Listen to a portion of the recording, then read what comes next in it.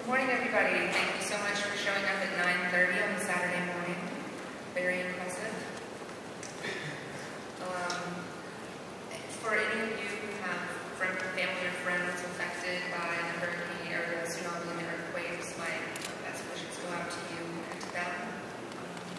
I know everyone's minds have been on that, as well as all of the amazing and interesting technology and innovation that we've been seeing in the last couple of days and will continue to see. You have found yourselves in Stop the Bleeding, Immersive Simulation for Surgeons. And we're going to do a quick introduction of everyone on the panel. I'm Charlene Zilhonic. I work for MRM Worldwide in San Francisco. I'm the Director of User Experience, and I have a deep interest in this subject from the side of interface design. So, we've got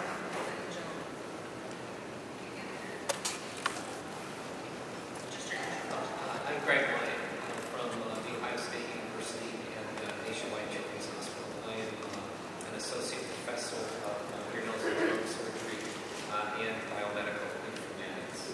And I'm going to talk a little bit about our work in developing a surgical simulator for ear surgery. Hi, I'm John Calder. I'm the co-founder and director of Media and Biovisual Systems, founder with Frank here on my left.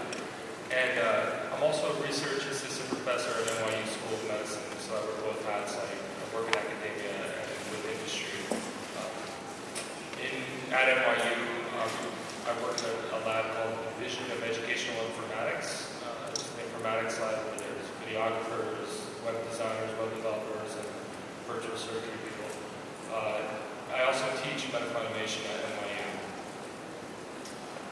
morning. My name is Frank Scully. As John mentioned, I'm a co-founder of Biovisual Systems, a medical simulation firm based in New York. Background in biomedical engineering, but for close to 10 years now, I've been managing medical IT and simulation projects, which we'll show you some of them today. Thank you, gentlemen. I just wanted to call out for those who didn't know, simulation is growing in leaps and bounds, by leaps and bounds across the world. Educational institutions are putting in simulation facilities and in great scale and in great number. It's helping to train the next generation of surgeons, and it's amazing to see some of the statistics that are coming out of these programs where students are able to spend a lot of time doing a procedure over and over again, getting better and better at it, benefiting their patients in the long run. And at this point, I'm going to go ahead and hand off the visuals and our audio. And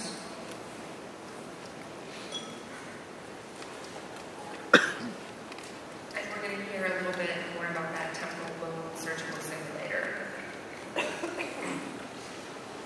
Pardon the audio feedback here for a second.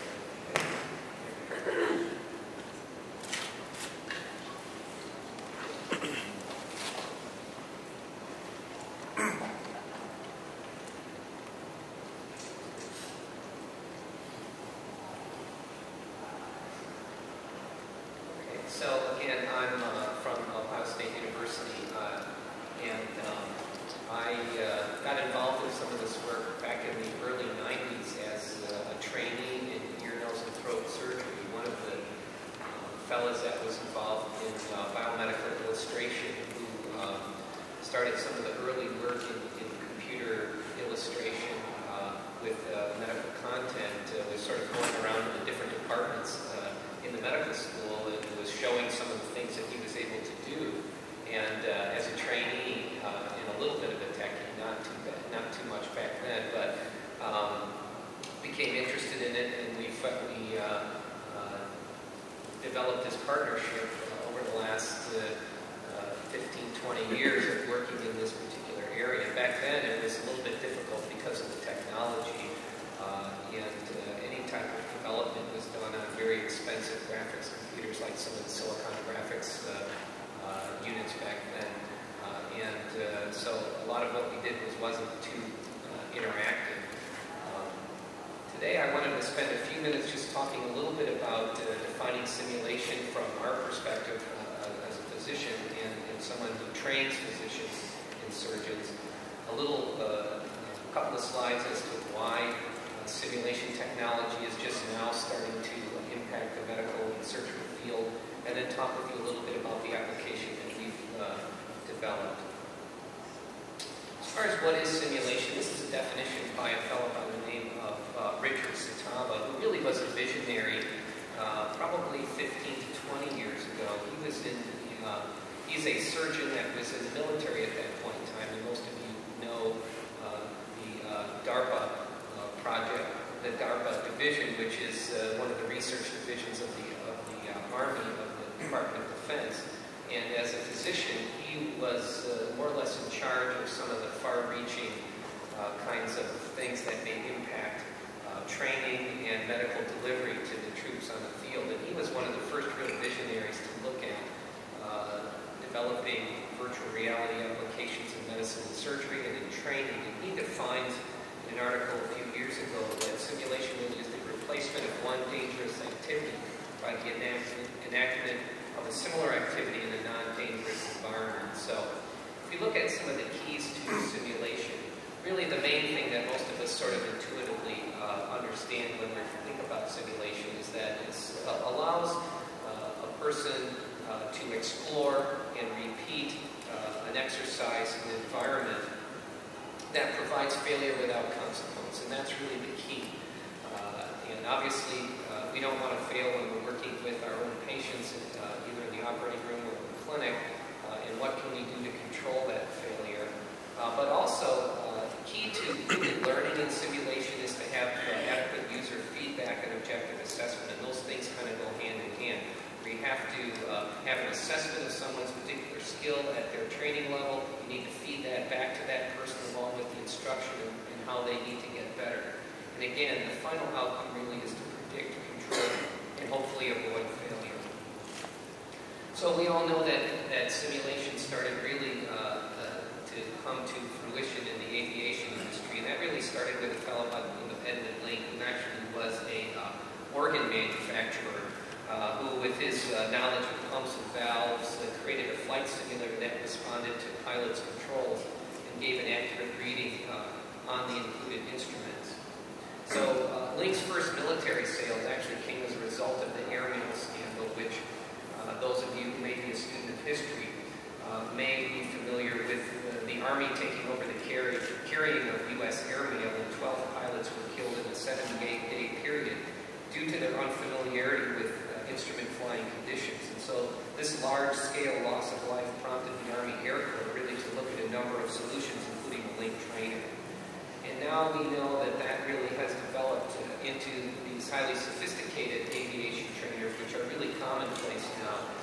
First kind of being developed in the 60s and 70s as a result of improved computer graphics simulations, and then the applications in the Department of Defense and commercial aviation, to the point where now that's really pretty much required by pilots to spend certain amounts of time in the simulation so that they're familiar with not only the general operation of the airplane, which obviously most of them know how to do, but what to do if there's a particular type of unique situation that they don't readily encounter on a day-by-day situation. So why is this starting to appear in medicine and surgery? And really there's a combination of factors that are sort of driving this. And one is really the challenges to medical surgical education that really have arisen over the last 5 to 10 years. And that's one is there's a time pressure now with the expense of delivery of healthcare. There is a pressure to become more efficient and deliver healthcare in a very efficient and cost-effective way. So larger numbers of procedures need to be performed in a shorter period of time, giving us operating room efficacy. Less patient teaching time are available because the physicians that are actually the teachers need to spend more time actually not teaching, delivering the actual health care. And then there's less resident time. Those of you who may be familiar with residents in training after medical school, there have been studies that have shown that when you've been up for 36, 48 hours straight, your performance starts to drop a little bit. And so the government has regulated the amount of time that someone in medical and surgical training can be involved in their work, and we limit that to an 80-hour work week. And so there's less time for teaching. But also the major emphasis on reduction of error and patient safety, which came out of the Institute for Medicine's report a few years ago, where we were all shocked to see this dramatic number of preventable causes of injury and death in the way we deliver health care here in the United States. And so once that report came out, we looked at ourselves and thought, what could we possibly do to try to impact this number of errors? How do we teach high-risk procedures without endangering our patients, or at least limiting the potential risk to our patients? And so what the promises of simulation technology will provide for us, I think, is technical skills training in the midst of a safe and efficient patient care, where residents can train offline and not in the midst of when they're actually